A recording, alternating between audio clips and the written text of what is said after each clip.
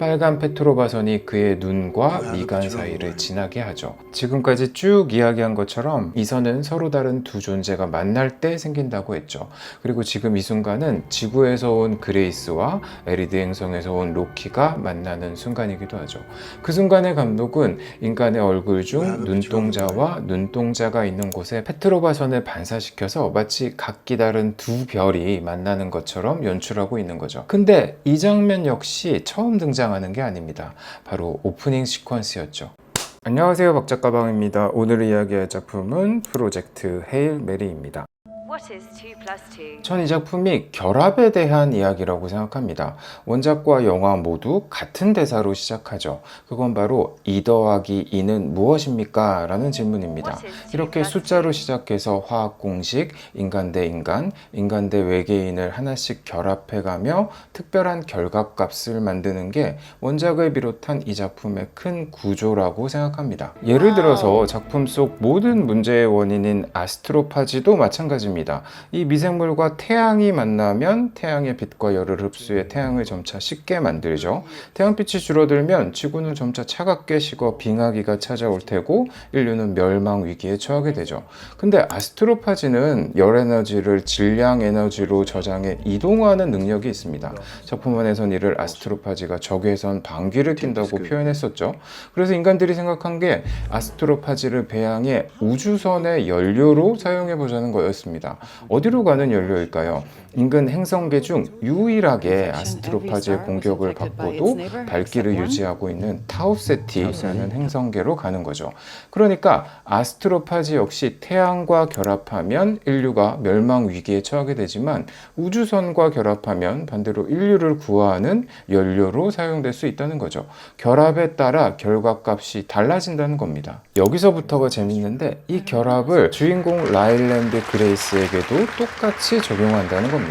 그는 지구에선 아내도 아이도 친구도 없이 혼자인 사람입니다. 소설에서는 그나마 같이 술을 마시며 페트로바선에 대해 이야기를 나누는 동료들이 등장하지만 영화에서는 이마저도 삭제됐죠. 그가 학교에서 가르치는 아이들과의 유대를 제외하면 그는 인간적으로 친밀한 교류를 나누는 대상이 이 지구 안엔 없습니다. 하지만 우주로 나가면 이야기가 달라지죠. 이 이야기의 최고 즐거움은 이 결합에 있죠. 그는 바로 외계인 로키와 만나 결합하고 인간적인 표현으로는 관계를 맺고 이 둘의 결합으로 이 작품은 특별한 결합값을 만들어내게 됩니다. 그리고 마지막에 가면 그레이스와 로키 모두 자신의 목숨을 희생해가며 서로를 돕습니다. 자기 목숨을 버려가며 남을 돕는 건 생명체가 할 수 있는 가장 고귀한 행동이라고 저는 생각합니다. 이 이야기를 이렇게 길게 한 건 감독이 원작을 영화화하면서 포인트를 잡은 것도 이 결합의 순간처럼 보이기 때문입니다. 본격적으로 그 이야기를 해보겠습니다. 첫 번째 말씀드릴 건 어떤 대상과 대상이 만나 결합할 땐 긴 띠가 생긴다는 겁니다. 영화 속에서 페트로바 선을 기억하시나요? 이 선은 아스트로파지가 태양과 금성을 오가며 만들어진 선이죠. 이렇게 이동했던 이유는 번식을 위해서였죠. 태양에서 흡수한 에너지를 가지고 금성 대기가 이산화탄소 비중이 높아 번식하기 좋은 환경이라 금성으로 갔던 거죠. 그 행동을 반복하면서 이런 띠가 생긴 거죠. 그리고 앞으로는 영화는 반복적으로 어떤 대상과 대상이 만나 결합할 때 이와 유사한 띠를 시각적으로 보여줍니다. 그 다음 떠올릴 수 있는 건 그레이스가 탄 헤일 메리호와 로키가 탄 블리베이가 도킹하는 순간입니다. 이 우주선 이름도 참 잘 지었는데 블립은 레이더에 깜빡거리는 물체를 의미하면서 또 삐삐삐 거리는 비프음 소리란 뜻도 있거든요. 영화를 보신 분들은 아시겠지만 로키는 시각이 없고 오직 청각으로 소통하는 외계인이니까 블립이란 이름이 잘 어울리죠. 둘은 이렇게 긴 연결 통로에서 처음 만나고 둘 사이엔 제노나이트란 투명한 물질로 막혀 있습니다.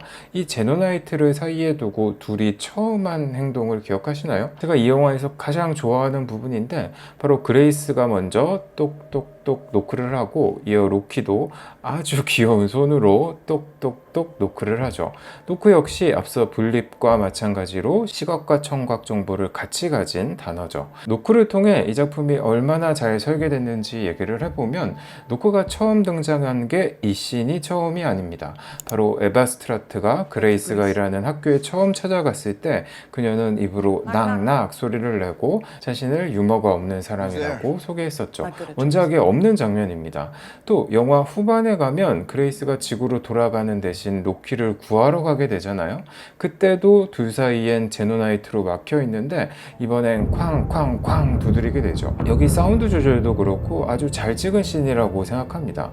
그러니까 처음 만났을 땐 미지의 존재에 대한 호기심과 두려움으로 조심스럽게 똑똑 노크를 했다면, 이제 둘의 관계가 깊어졌고 로키의 생사를 확인해야 하는 절박한 상황이기 때문에 쾅쾅으로 표현되는 거죠. 또 로키가 부상을 당한 후 오랫동안 깨어나지 못하다가 다시 일어났을 때 처음 한 행동도 노크였죠. 더 재밌는 건 영화 엔딩에도 이 설정을 사용한다는 겁니다. 그레이스는 로키와 함께 에리드 행성에 정착하고 로키가 이른 아침 그레이스를 깨우러 오죠.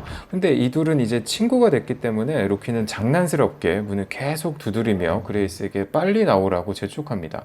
그리고 사실 여기가 중요합니다. 이 작품의 주제가 함축적으로 담긴 씬이라고 생각하는데, 그레이스가 문 밖으로 나가면 카메라는 따라 나가지 않고 문의 유리를 통해 맞은편에서 같이 걷는 둘을 바라봅니다. 지금 카메라가 있는 위치는 원래 그레이스가 있던 자리였죠. 근데 이제는 그 벽을 넘어가 같이 걷게 됐다는 걸, 결합이 완성됐다는 걸 이미지로 보여주는 거죠.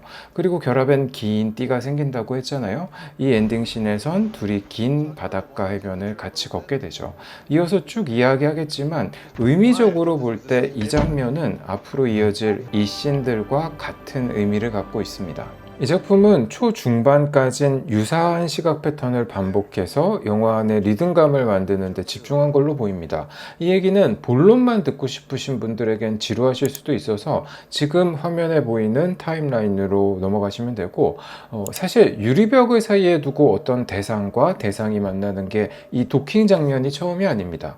바로 아스트로파지를 관찰하는 그레이스와 그걸 지켜보는 스트라트를 비롯해 전 세계 지도자들 사이엔 유리벽으로 막혀 있었죠.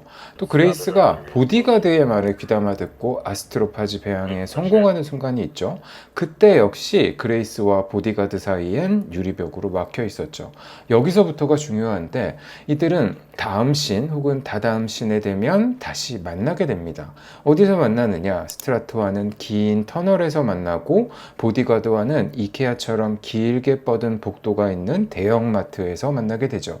즉 이 영화는 어떤 대상이 처음엔 벽을 사이에 두고 떨어져 있다가 정보를 교환하고 관계를 맺고 나면 그 벽을 넘어가 긴 복도나 터널에서 만나게 되는 이미지를 반복하며 영화 리듬감을 만들고 있는 걸로 보입니다. 이렇게 감독이 시각적 리듬을 만들고 관객이 그 위에 올라타고 나면 결코 지루하지 않거든요.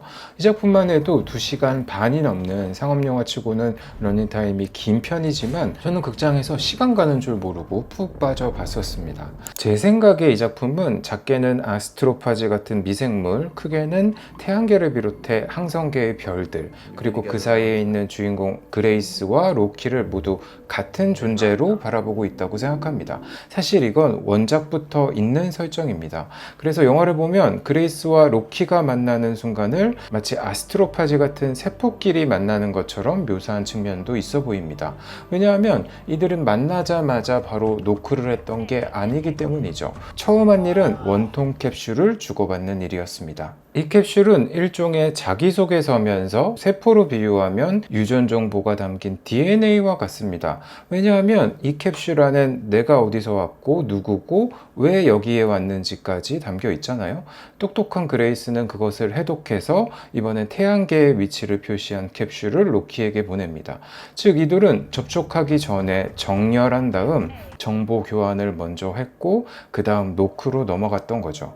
여기서 조금 더 나아가면 이 작품은 그 각기 다른 대상을 원형 이미지로 표현하고 있는 걸로 보입니다.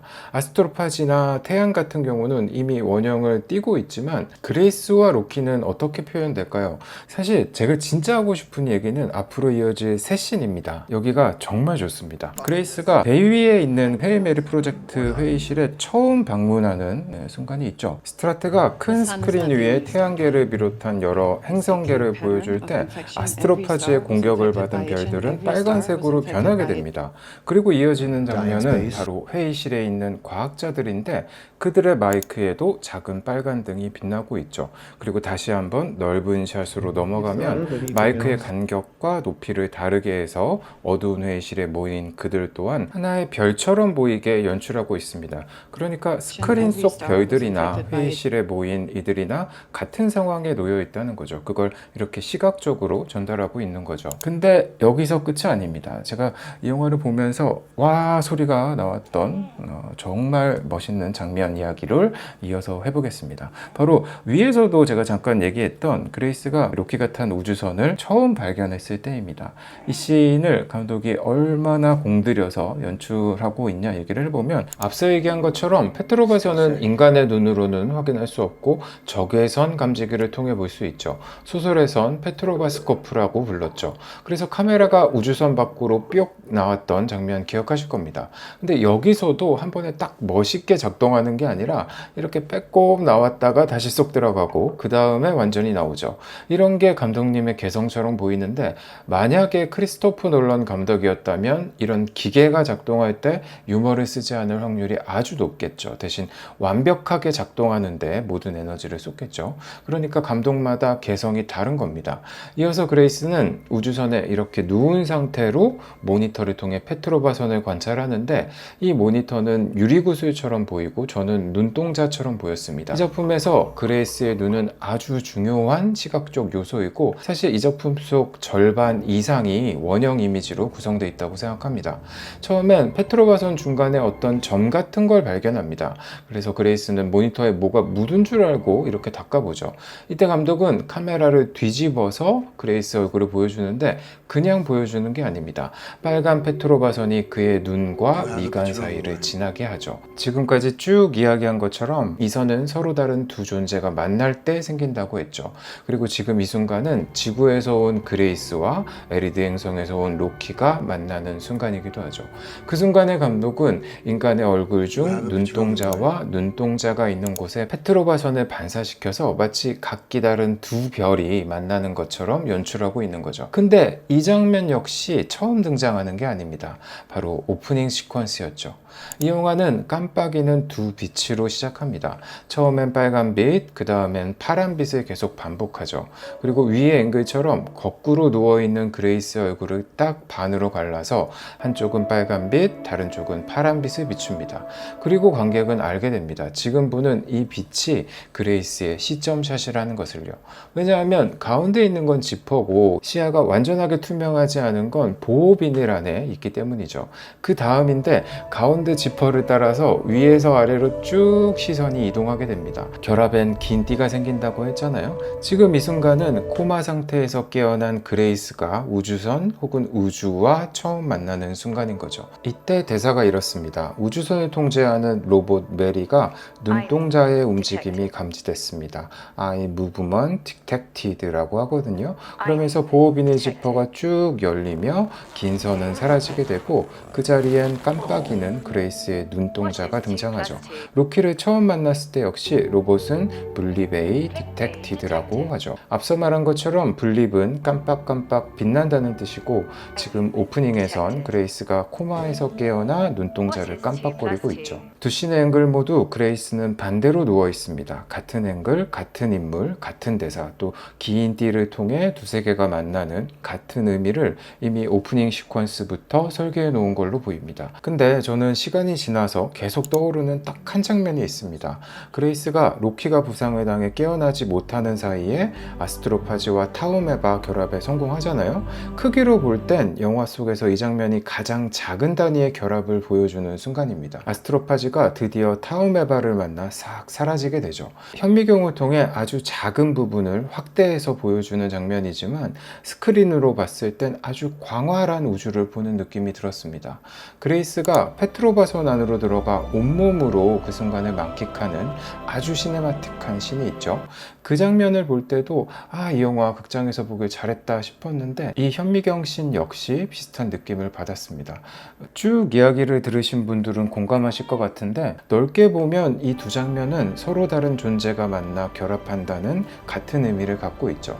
즉 이 영화는 가장 작은 것부터 가장 큰 것까지 연결하고 또 그들의 결합을 보여주는데 성공한 걸로 저는 여겨집니다. 사실 제가 이 현미경 장면에서 떠올렸던 건 살아가는 사람들의 눈동자를 가까이서 봤을 때거든요.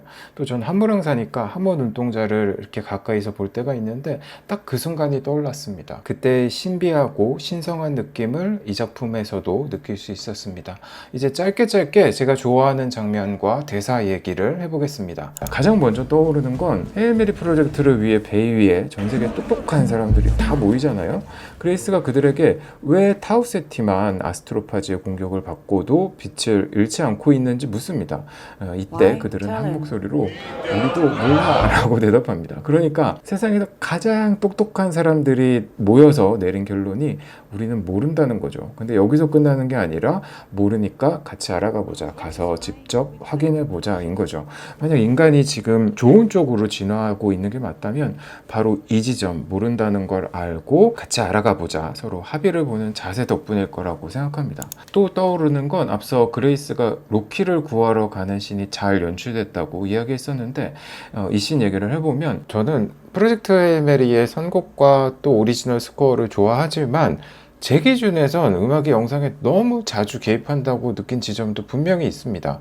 이건 OTT로 드라마뿐 아니라 여러 영화까지 제작되면서 가속화되고 있는 추세인데 시청자 혹은 관객의 주의력을 붙잡아두기 위해 끊임없이 음악을 사용합니다. 문제는 이렇게 쭉 분산해서 사용하고 나면 정작 감정을 모아 증폭시켜야 할 때 힘이 딸리는 경우가 생기죠. 근데 이 씬의 사운드 디자인은 앰비언트 음악이 작게 깔려있긴 하지만 그레이스가 내는 소리를 뮤트시키는 쪽을 택합니다. 그가 제노나이트를 두드릴 때 처음에는 그 소리를 들려주지 않다가 그 행동이 반복되고 감정이 응축된 다음 크게 쾅쾅 터뜨려 버리죠. 근데 이 순간에도 그의 목소리는 들려주지 않습니다. 입모양을 보면 크게 소리를 지르고 있는 게 보이거든요. 그렇다면 그의 목소리는 언제 들을 수 있느냐? 바로 로키를 만나고 난 다음에야 들을 수 있죠.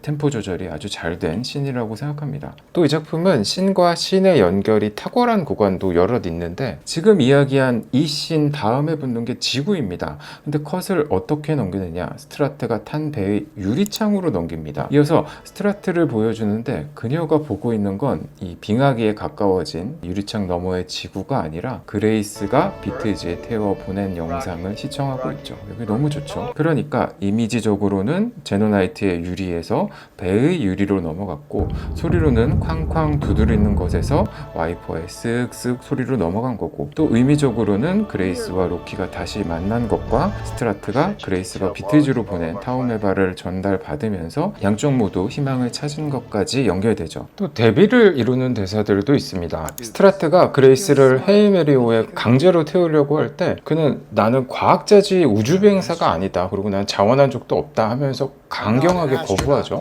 그러다가 결국 생각 좀 해봐도 돼? 라고 묻습니다. 그러자 그녀는 3시간을 줍니다. 아무리 인류를 구한다는 명분이 있다고 해도 이거는 죽으러 가는 임무잖아요. 야박해도 이렇게 야박할 수가 없죠. 근데 이게 스트라트 캐릭터긴 합니다. 심지어 3시간 뒤에 그레이스가 나 생각해봤는데 못 가겠어 라고 알려주니까 결국 억지로 마취를 시켜서 태워보내게 된 거죠. 반대로 영화 마지막에 가면 로키는 에리디언 과학자들이 이제 헤일 메리호를 지구로 보낼 준비를 마쳤다고 알려줍니다. 이때 똑같이 그레이스는 생각 좀 해봐도 돼? 라고 말하는데 로키는 이에 대해서 오래오래 생각해도 돼? 라고 말해주죠. 물론 완전히 다른 상황이긴 하지만 이 말을 들은 그레이스의 마음은 훨씬 편안했겠죠. 그래서 이 다음 컷에 라이언 고슬링의 전매 특허인 예쁜 미소를 볼 수 있습니다. 어떻게 보면 이 작품은 라이언 고슬링의 팬 무비기도 하거든요. 작품 안에서 그의 존재감이 우주 뮤비보다도 더 크게 느껴질 때가 있고 또 그래야 하는 영화라고 생각합니다. 그의 팬이라면 2시간 반 동안 양껏 이 배우의 다채로운 모습을 볼 수 있죠. 그레이스의 의상 컨셉도 무척 다양합니다. 박사부터 시작해서 히피 컨셉도 있고 공대생 너드 컨셉도 있고 또 락커처럼 보일 때도 있잖아요. 또 안경을 벗어 걸쳐 놓을 때도 자기만의 스타일이 있는 걸로 보입니다. 또 여러 예쁜 티셔츠도 입고 나오는데 이 티셔츠는 플래시백 그 지구 장면에서도 입고 있기 때문에 과거와 현재 우주선 안의 감정과 상태를 연결시키거나 또 대비시키는 역할도 하고 있죠. 또 에바 스트라트가 선상에서 노래 부르는 씬도 빠질 수 없죠. 근데 이 씬은 그 전신과 같이 봐야 한다고 생각합니다. 왜냐하면 감정이 연결돼 있거든요. 노래를 부르기 전에 스트라트와 그레이스는 선상 위에서 만나 대화를 나눕니다. 여기가 진짜 재밌는데 먼저 그레이스는 그 헤일 메리 모자를 쓰고 나타납니다. 이것도 재밌지 않나요? 인간들은 이런 상황에서도 기념품을 만든다는 겁니다. 대단하지 않습니까? 먼저 그레이스가 농담으로 그녀가 서 있는 쪽으로 다가가며 승선을 원합니다. 캡틴이라고 말합니다. 근데 스트라트는 첫 등장 때 말했듯 유머가 없는 사람이라 이걸 진담으로 받고 너 이미 승선했잖아 라고 합니다. 벌써부터 뭐가 합이 안 맞는 것 같죠? 이어서 그레이스가 당신은 노래 부르는 걸 싫어하냐 이렇게 물으니까 또 이번에 아니야 나 동독 청소년 합창단이었어 라고 대답하죠. 사실 이 씬 초반엔 스트라트가 오히려 말을 하고 싶어하는 순간이 몇 번 있습니다. 근데 그레이스가 말이 너무 많아서 그녀의 말을 가로막죠. 제가 느끼기에 이 순간에 그녀는 외롭고 불안했던 것 같습니다. 안에서 파티를 하고 있지만 그녀는 그 파티에 일부러 끼지 않았고 무엇보다 이 파티의 의미를 알잖아요. 곧 죽으러 가는 사람들을 위해 파티를 열어주고 기념품을 만들어준 거니까요. 스트라트는 작품 내내 단호한 사람처럼 보이지만 또 다르게 보면 늘 긴장한 사람처럼 보이기도 하거든요. 실제로도 그녀는 절대 긴장을 놓아서는 안 되는 위치에 있긴 하죠. 그런데 지금 이 씬에선 그레이스를 만나 조금씩 불안과 긴장이 가라앉는 것처럼 보입니다. 이것과 비슷한 씬이 하나 더 있는데 모든 게 계획대로 잘 풀리던 때 스트라트가 그레이스를 보며 환하게 웃었던 적이 한 번 있거든요. 근데 그땐 바로 아스트로파지 용량을 잘못 계산해서 큰 폭발이 일어나고 많은 사람들이 죽게 됐었죠. 다시 돌아와서 근데 스트라트는 그레이스를 만나 편안해 보이는 것과는 다르게 말로는 동료애가 일에 도움이 되지만 나는 안 그렇다고 합니다. 그리고 다음 대사인데 그레이스가 이렇게 묻습니다. 사람들에게 희생을 강요하는 게 힘들지 않냐고 하니까 그녀는 바로 아니 나 안 힘든데? 라고 한 다음 그레이스와 눈을 맞추고 미소를 보이죠. 전 이 말이 그녀의 농담이었다고 생각합니다. 물론 제가 감독이 아니니까 정확하게는 알 수 없지만 제 느낌엔 유머 같아 보였어요. 왜냐하면 이렇게 대화를 나눈 후 바로 다음 씬이 Sign of the Times를 부르게 되잖아요. 그리고 그 노래엔 지금 했던 말과 정반대로 그들을 보내는 게 얼마나 힘든 일인지와 또 동료애가 그녀에게 중요하다는 것도 느낄 수 있잖아요. 이어지는 대화도 좋습니다. 그레이스는 헤일 메리 프로젝트가 잘 끝날 걸로 보이냐라고 묻습니다. 이에 대해 그녀는 신의 뜻이라면, 신이 허락한다면 이라고 대답합니다. 작품 속에서 스트라트는 아주 이성적이고 계산적이고 또 수단과 방법을 가리지 않는 어떻게 보면 좀 독재자처럼 보이는 인물입니다. 근데 그녀의 입에서 지금 신이 허락한다면 이란 말이 나온 거죠. 제 느낌엔 이 작품을 통틀어서 그녀의 가장 여린 면이 살짝 들춰지는 순간처럼 보였습니다. 또 스트라트가 인간으로서 할 수 있는 건 이제 다 했고 나머지는 신에게 맡긴다 라는 뜻으로도 읽히고요. 근데 이 씬의 정점은 그 다음 대사에 있습니다. 이 말을 들은 그레이스가 신을 믿으세요? 라고 물으니까 스트라트는 그게 다른 대안보다 낫다고 답합니다. 어떻게 보면 신에 대한 믿음을 저렇게 계산적으로 바라볼 수 있을까 싶기도 하거든요. 실제로 철학자 중엔 이런 주장을 펼친 사람도 있습니다. 하지만 또 어떻게 보면 이보다 절박한 말이 있을까 싶습니다. 저는 딱 그 장면이 떠올랐는데 영화 초반에 그레이스가 로키가 던진 캡슐을 잡기 위해 손을 쭉 뻗어서 겨우 잡잖아요. 그 모습처럼 스트라트는 작품 내내 손을 쭉 뻗은 상태로 손끝에 공이 닿길 바라고 있구나 싶었습니다. 이 모든 뜻을 이해한 그레이스는 그녀에게 거수경례를 하죠. 그리고 영화는 다시 혼자가 된 스트라트의 뒷모습을 멀리서 바라보는 걸로 이 씬은 마무리됩니다. 그리고 그 다음에 Sign of the Times로 넘어갔던 거죠. 그리고 그 노래엔 지금 이야기한 스트라트의 복합적인 감정이 다 담겨 있었죠. 사실 전 이 노래가 어떻게 선곡됐는지 처음 들었을 땐 약간 의심도 들었습니다. 첫 번째는 선곡 과정이 너무 드라마틱해서 그랬고, 두 번째는 이 작품과 이렇게까지 잘 어울리는 곡이 과연 우연으로 선곡됐을까 싶은 생각이었거든요. 그래서 인터뷰를 찾아봤는데 실제로 촬영 전날 라이언 고슬링이 혼자 노래를 흥얼거리고 있는 산드라 윌러에게 가서 당신 노래 참 잘하는데 내일 가라오케 씬에서 노래 한 곡 해주면 좋겠다 요청을 했고, 그녀는 생각해보겠다고 한 뒤 집에 와서 굿바이 송 플레이리스트에서 이 노래를 찾았다고 합니다. 원래 이 곡에 대해서 알고 있었지만 가사까지는 자세히 알지 못했는데 영화와 잘 어울리는 곡이라고 판단했고, 최종적으로 딸에게 40대 후반인 엄마가 영화에서 이 노래를 부르는 게 쿨할 것 같냐 라고 물으니 딸이 쿨할 것 같아 라고 해서 다음날 제작진에게 이 곡을 하고 싶다는 의사를 전달했고, 제작진이 바로 판권을 구입했다고 합니다. 제가 영화와 이렇게까지 잘 맞을 수 있나 싶었던 지점은 가사 중에 이별과 우주가 등장하는 건 온때가 맞으면 이 정도는 가능할 수 있다고 생각하거든요.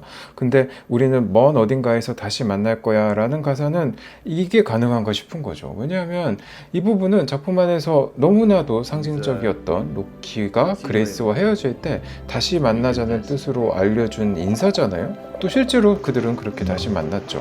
나중에 스트라트도 이 행동을 따라하는 장면이 들어가면서 정말 완벽하게 하나의 이야기가 구성됐죠. 그래서 가라오케 씬도 딱 저 가사에서 끝내는 이유도 이 때문일 것 같고, 아마도 감독은 이 씬을 찍으면서 영화의 신이 우리를 도와주고 있구나 느끼지 않았을까 싶습니다. 프로젝트 헤일 메리는 결국 그레이스가 내가 누구인지 찾아가는 여정이었다고 생각합니다. 뛰어난 작가인 앤디 위어는 이 여정을 두 가지 길로 기획한 걸로 보입니다. 하나는 낯선 존재를 만나 그 대상과 관계를 맺으면서 내가 누구인지 확인하는 길이었고, 다른 하나는 잃어버렸던 과거의 기억을 하나씩 찾아가며 현재에서 같은 선택을 할지 다른 선택을 할지 결정하게 하죠. 좋은 스토리텔링이었다고 생각합니다. 두 가지 길 모두에서 일어난 건 부딪힘입니다. 전 이걸 결합이라고 표현했죠. 그레이스 입장에서 로키는 몸은 광석이고 시각이 없고 심지어 감정을 확인할 얼굴조차 없습니다. 근데 반대로 로키 입장에서 보면 그레이스 역시 외계인입니다. 자신과 다르게 물렁물렁한 피부를 갖고 있고, 로키는 200도가 넘는 환경에서 사니까 그레이스가 냉동실에 사는 것처럼 보이겠죠. 또 손이 5개가 아니라 2개밖에 없는 아주 괴상한 생명체로 보였겠죠. 하지만 둘은 각가지 방법으로 이 차이를 좁혀나갑니다. 저한테 인상적이었던 점 각각 하나씩만 얘기해보면, 로키에겐 문이란 개념이 없습니다. 왜냐하면 로키는 시각이 아니라 파장으로 외부를 인식하기 때문이죠. 그러기에 인간처럼 문을 닫아서 시각을 차단하는 게 의미 있는 일이 아닙니다. 소설에선 둘이 처음 만났을 때 그레이스는 로키가 파장으로 세상을 인식하는 걸 알아채고, 로키는 이미 헤일 메리오 구조까지 다 파악했을 것이다 라고 말하는 대목이 있죠. 그럼에도 로키는 그레이스에게 문을 만들어줍니다. 자신에겐 불필요하지만 그레이스가 원하기 때문이죠. 그래서 영화 후반에 가면 로키가 좀 투덜대는 투로 나는 문을 만들고 너는 문을 닫는다 라고 말하는 장면이 있죠. 또 로키 종족은 여럿이 몸을 포개어서 자고 한 번 잠들면 몸을 아예 제어하지 못하기 때문에 누군가가 지켜봐주는 문화가 있습니다. 근데 같이 온 동료가 모두 죽었으니 로키는 우주에서 무려 46년간 혼자 잠들고 깨어났겠죠. 얼마나 외로웠겠어요. 그 이야기를 들은 그레이스는 로키가 자는 것을 지켜봐주죠. 전 이 작품이 현실에 전하는 메시지 중엔 우리가 타인과 어떻게 관계를 맺어야 하는지가 분명히 담겨 있다고 생각합니다. 또 한편으로는 아주 잘 쓰여진 연애 지침서 같기도 하거든요. 둘은 만나서 서로 어떤 차이가 있고 얼마나 다른지에 집중하기보단 어떤 점이 비슷하고 또 어떤 점을 같이 맞춰갈 수 있을까에 집중했죠. 그렇다고 차이를 인정하지 않는 것도 아닙니다. 앞서 말한 문이나 식습관, 수면 습관 등은 다름을 인정하고 상대가 가장 중요하게 여기는 것은 상대방에게 맞춰주잖아요. 무엇보다 전 이 두 가지가 주요했다고 생각하는데, 둘 모두 우주에서 혼자 있는 외로운 시간을 경험해봤습니다. 그러기에 누군가가 옆에 있는 소중함도 제대로 알 수 있었던 거죠. 이 둘은 처음엔 공간을, 그 다음엔 시간을, 마지막엔 목숨을 내어주는 순으로 자신보다 상대를 더 소중히 여기게 되죠. 마지막은 둘 모두 바라보는 목표가 같습니다. 아스트로파즈로부터 각자의 행성을 구해야 하죠. 삶의 큰 그림이 같은 거죠. 다시 나를 찾는 이야기로 돌아와서 두 번째, 과거와 현재의 부딪힘에 대해 얘기해보면 영화 역시도 이 부분을 처음부터 끝까지 놓치지 않습니다. 그레이스가 마취에서 깨어났을 때 그가 보드판에 적은 문장은 나는 누구일까 였습니다. 영화가 진행되며 그레이스 스스로 이 문장을 지우는 순간이 찾아옵니다. 그때가 바로 지구로 돌아가는 대신 로키를 구하러 가자 결정한 순간이죠. 그때 보드판에 적어둔 Who am I를 지우고 로키의 우주선까지 얼마나 걸릴지 계산을 시작하죠. 결국 그레이스는 로키를 구한 것뿐 아니라 LED 행성과 지구를 구하게 되죠. 또 자신에 대한 정의를 바꾸었다는 점에서 그는 스스로를 구한 거죠. 엔딩 씬 안에 이 장면에 그 의미가 담겨 있다고 생각합니다. 그레이스가 손에 흙을 쥔 다음 바다를 바라보는 순간 카메라의 수평이 회복되는 장면입니다. 그럼 언제 이 수평이 무너졌을까 생각해 볼 수 있겠죠. 바로 그가 지구에서 헤이메리오를 타지 않으려고 도망치다 붙잡혔을 때입니다. 시공간은 다르지만 자신이 넘어졌던 자리에서 스스로 다시 일어섰다는 의미로 읽히죠. 저한텐 이 모든 것의 시작이 노크였다는 점은 원작을 포함해 이 영화에서 가장 마음이 가는 지점입니다. 사실 원작에서 먼저 노크를 하는 건 로키였습니다. 영화는 확실히 라이언 고슬링에게 더 많은 비중을 넘긴 걸로 보입니다. 영화에서 액션과 리액션의 차이는 크죠. 마지막으로 두 감독님의 다른 작품이 얼마 전에 넷플릭스에 올라왔습니다. 21 점프 스트리트와 22 점프 스트리트인데 사실 두 영화가 완성도 차이가 조금 있습니다. 하지만 두 작품 모두 재밌는 코미디 영화고 무엇보다 여기 등장하는 캐릭터들도 사랑스럽습니다. 어떻게 하면 인물을 사랑스럽게 다룰 수 있는지 잘 아는 감독님처럼 보입니다. 코미디를 좋아하시는 분이라면 두 작품도 같이 추천드립니다. 긴 시간 시청해주셔서 감사드리고 조만간 또 뵙도록 하겠습니다.